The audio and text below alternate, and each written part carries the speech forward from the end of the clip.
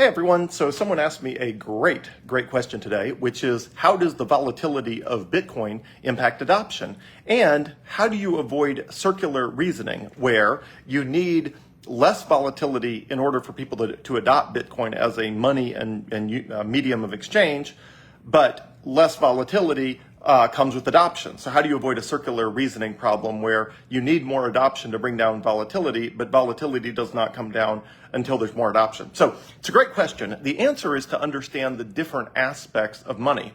So when any good is going through the process of monetization, whether it's seashells, gold, or anything else like that, it goes through the process where it goes from a collectible to a store of value to a medium of exchange and ultimately to a unit of account. So there are 4 different layers from collectible to store of value to medium of exchange to unit of account. A lot of people get hung up on this because they think about money only as a medium of exchange. But a money actually goes through all of those 4, and once it is no longer a collectible, it has the last 3 characteristics for its entire life in different magnitudes. So let's think about this. When something is a collectible, the volatility doesn't matter, because if you want to own it because you want to own it, then volatility is so what? Collectibles are inherently very volatile. When something becomes a store of value, the volatility matters, but it only matters in the long term if the asset is not going up and to the right. So if it's not increasing in value. In the case of Bitcoin, over any 4-year period, the price has always been higher than 4 years previously. And so as long as the price is going up and to the right, the volatility for something that's a store of value, as long as your time horizon is long enough, it doesn't matter that much.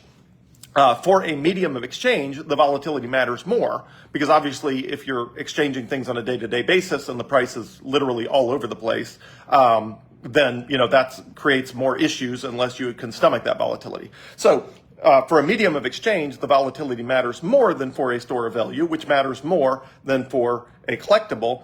And the aspect that matters most is unit of account.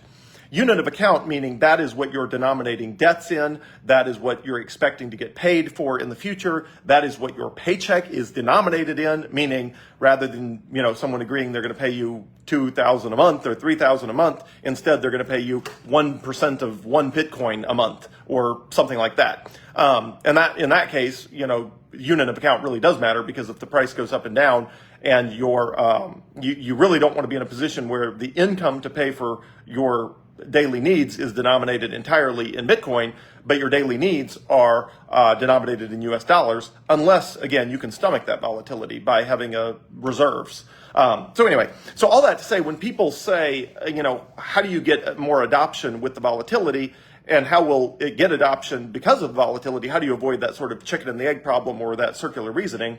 Typically, it's because they're thinking about Bitcoin as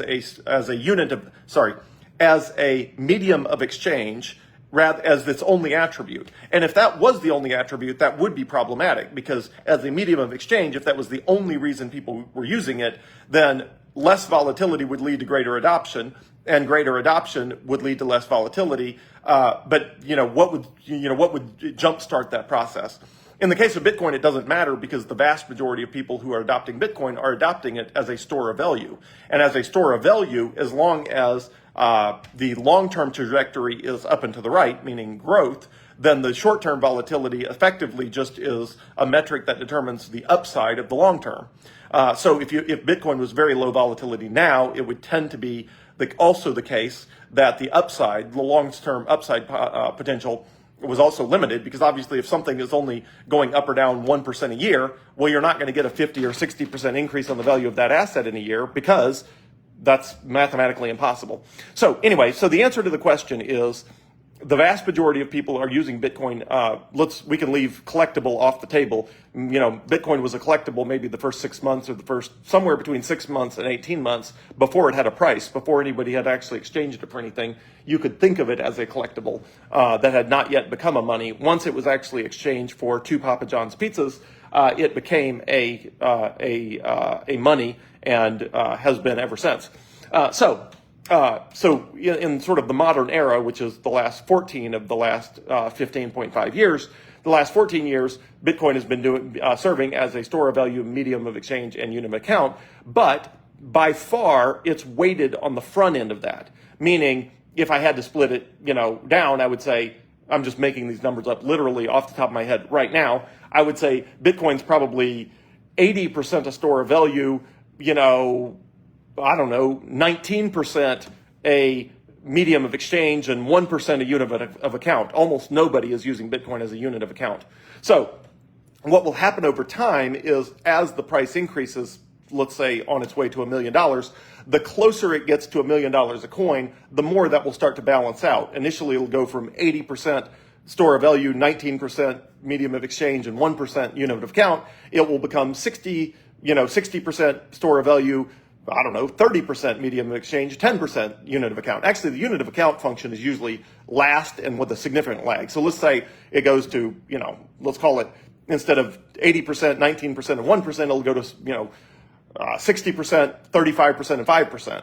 And then as it gets closer and closer and closer to $1 million per coin, I'm just using a round number there, it could be much higher than that. But as it gets closer to $1 million a coin, eventually you'll see it balance out where it's just used for all three. And there's not really people are just like with the US dollar, the average person, if you ask them, how much of your US dollars are you using as a store of value versus medium of exchange versus unit of account, they'd be all confused. They don't even think about it that way. But the truth is, the same will be true one day of Bitcoin. When it's used for all three, it'll be used for all three, so it'll blur the lines as to why people even hold Bitcoin. They're like, I don't know, I'm holding it because while I hold it, it holds value, and I can also spend it on anything anytime I want. And also my contracts and paycheck and everything is all denominated in Bitcoin, and all the prices at the grocery store are priced in Bitcoin. So that's a unit of account. So I guess it's all three, and I'm not even sure. So, but we're, 10, 20, 30 years away, at least, 25 years away from it being a full unit of account. Although Bitcoin's already a unit of account in Prospera, you can already use it as a unit of account for accounting and tax purposes and whatever in the special jurisdiction on the island of Roatan in Prospera. But most places it's not a unit of account, although the vast majority of the world, you can use Bitcoin as a store of value and, also as a medium of exchange. And you can use it as a unit of account. It's just nobody does primarily because of the volatility this early in the stage. But again, nobody expects for Bitcoin to be a unit of account until much, much, much later in its adoption cycle. So let me recap. Any commodity that is ultimately going to be a money goes through four phases, which is collectible, then store of value, then medium of exchange, then unit of account. Once it's done being a collectible, something like Bitcoin is no longer a collectible, people don't think about it that way, then it's just a store of value, medium of exchange, and unit of account. And the level of adoption on each of those three is heavily based on how early in the adoption cycle it is, starting with vastly store of value, and then you start getting medium of exchange starting to trickle in, and then much later you start getting unit of account trickling in the adoption cycle. So the answer to the sort of chicken and the egg problem, or the circular reasoning, is the adoption is driven by the store of value properties, which means the adoption is not related to the medium of exchange usage of Bitcoin. It's related to the store of value. But as the store of value, as greater adoption happens with the store of value, the volatility comes down. As the volatility comes down, it drives adoption to use Bitcoin as a medium of exchange and ultimately a unit of account. So once you understand that the adoption is happening in effectively three different lanes, you realize that the adoption is happening in lane one, or if you include collectibles, lane two. But anyway, let's call it lane one of the three main functions of money. The adoption is being driven by lane one, and the chicken and the egg problem would only be a problem if you were in lane two, where the only usage of money was medium of exchange. But because lane one is driving the adoption, it's pushing volatility down over time, which is then driving adoption in lane two. But lane two, which is medium of exchange, is not dependent on the adoption of just that lane. The volatility will come down entirely as a result of sort of lane one adoption, which is store of value purposes. So that's the answer to that question. That's how that works. And happy to answer any other questions anyone asks me. I love doing videos, and usually they're triggered by just some random question that somebody texts me or posts on Facebook, or that I run into somebody at the grocery store and they ask me a Bitcoin question or whatever it is.